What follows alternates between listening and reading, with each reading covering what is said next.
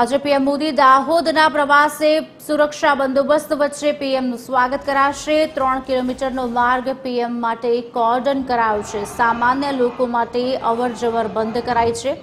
PM Modi અહીંથી પસાર થશે। પીએમના સ્વાગત માટે 9 સ્ટેજ તૈયાર કરાયા છે। સાંસ્કૃતિક કાર્યક્રમો, દેશભક્તિની કૃતિ રજૂ કરાશે। વિદ્યાર્થીઓનું અભિવાદન ઝીલશે પીએમ મોદી।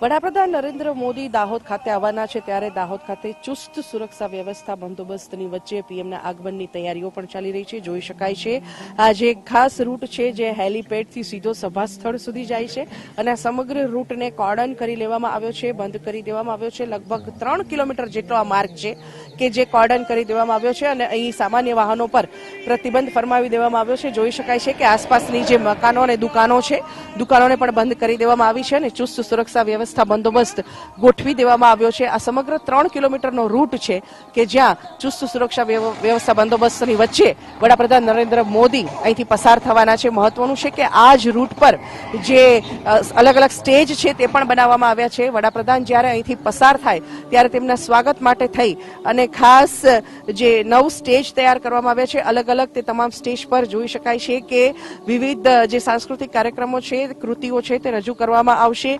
દેશભક્તિને લગતી જે કૃતિ છે તે બાળકો હાલ રજૂ કરી રહ્યા છે। જ્યારે વડાપ્રધાન નરેન્દ્ર મોદી અહીંથી પસાર થશે ત્યારે આ જ કૃતિ તેમને પણ દર્શાવવામાં આવશે, તેમના સ્વાગતમાં આ કૃતિ દર્શાવવામાં આવશે। વડાપ્રધાન જ્યારે આ રૂટ પરથી પસાર થશે ત્યારે ખાસ આ વિદ્યાર્થીઓનું પણ તેઓ અભિવાદન ઝીલશે। એક અલગ જ માહોલ સમગ્ર દાહોદમાં જોવામાં આવી રહ્યો છે। ચુસ્ત સુરક્ષા વ્યવસ્થા બંદોબસ્તની વચ્ચે વડાપ્રધાન નરેન્દ્ર મોદી આ રૂટ પરથી પસાર થશે અને સાથે સાથે જ જે આ સાંસ્કૃતિક કાર્યક્રમો છે તે પણ જોશે અને તેનું અભિવાદન પણ તમામનું કરશે। કેમેરામેન નીતિન બગડા સાથે સોનલ અનાડકર, TV13 દાહોદ।